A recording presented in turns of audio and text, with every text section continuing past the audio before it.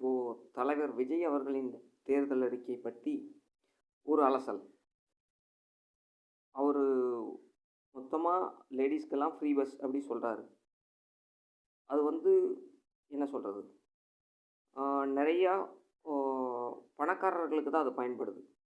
ஏழை மக்களுக்கு அது ரொம்ப கம்மியாக தான் பயன்படுது.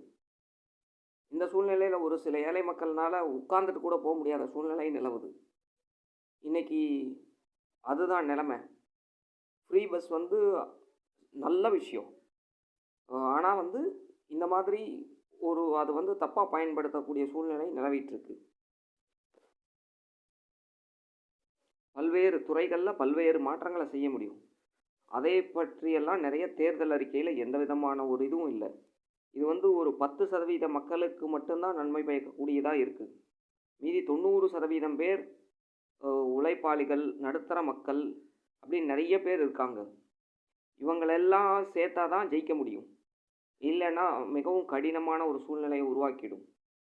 தேர்தல் அறிக்கைன்றதா ரொம்ப ரொம்ப முக்கியமான ஒரு விஷயம். அது அவர் தான் ஸ்டெப் எடுக்கணும். என்ன பண்ணுறாருன்னு இனி அவர் தான் முடிவு பண்ணணும்.